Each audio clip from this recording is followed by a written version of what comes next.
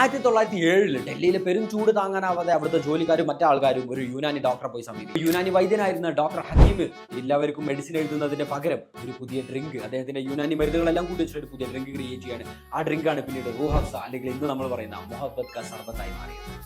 ഒരു natural ingredients ആയിട്ടുള്ള rose പെറ്റൽസും ഹെർബ്സും Unani medicines വെച്ച് ക്രിയേറ്റ് ചെയ്തിട്ടുള്ള ഈ മെഡിസിന് ചൂടിനെ അതിജീവിക്കാൻ വേണ്ടിയിട്ടുള്ള ഒരു മെഡിസിന്റെ അപ്പുറത്തേക്ക് അത് ഇന്നൊരു കോമൺ ഡ്രിങ്ക് ആയിട്ട് മാറിയിട്ടുണ്ട്. നമ്മുടെ കേരളത്തിലാണെന്നുണ്ടെങ്കിൽ എസ്പെഷ്യലി നോമ്പ് കാലത്ത് നമ്മൾ തണ്ണിമത്തനും കാര്യങ്ങളും എല്ലാം മിക്സ് ചെയ്തിട്ട് അതൊരു സ്പെഷ്യൽ ഡ്രിങ്ക് ആയി മാക്കുമ്പോൾ നോർത്ത് ഇന്ത്യൻസിലും അതുപോലെ തന്നെ പാകിസ്ഥാനീസിലും ഇതൊരു ഡെയിലി ഡ്രിങ്ക് ആണ്. അപ്പോൾ നിത്യജീവിതത്തിൽ ഇത് അവർ എന്നും ഉപയോഗിക്കുന്ന ഒരു നോർമൽ പാനീയമായി മാറിക്കഴിഞ്ഞു.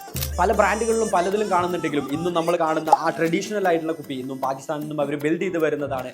ഇന്ന് ഏകദേശം ഇന്ത്യൻ മാർക്കറ്റിലും പാകിസ്ഥാനി മാർക്കറ്റിലുമായിട്ട് 500 കോടിക്ക് മുകളിൽ ബിസിനസ് ട്രാൻസാക്ഷൻ നടക്കുന്ന ഒരു വലിയ ബിസിനസ് ഡ്രിങ്ക് ആയി മാറിയിട്ടുണ്ട് റൂഹ് അഫ്സ. പക്ഷേ നമ്മൾ കേരളത്തിലാണെന്നുണ്ടെങ്കിൽ നമ്മൾ എല്ലാത്തിലും നമ്മുടേതായിട്ടുള്ള ഒരു ടച്ച് കൊണ്ടുവരും. അങ്ങനെ റൂഹ് അഫ്സ കേരളത്തിലെത്തിയ സമയത്ത് അതിൽ തണ്ണിമത്തനും ബാക്കി പല മിക്സുകളും പാലുകളും എല്ലാം മിക്സ് ചെയ്ത് നമ്മൾ അതിൽ പുതിയ ഇൻഗ്രീഡിയൻസ് കണ്ടിരുന്നു. ഇന്ന് നമ്മൾ അതിന് ഐസ്ക്രീം ഉണ്ടാക്കുന്നു, ഫലൂദ ഉണ്ടാക്കുന്നു, ജ്യൂസ് ഉണ്ടാക്കുന്നു, പലതരം വെറൈറ്റികൾ ഉണ്ടാക്കുന്നു. നമ്മളെ മലയാളികൾ എന്നും പൊളിയാണ്.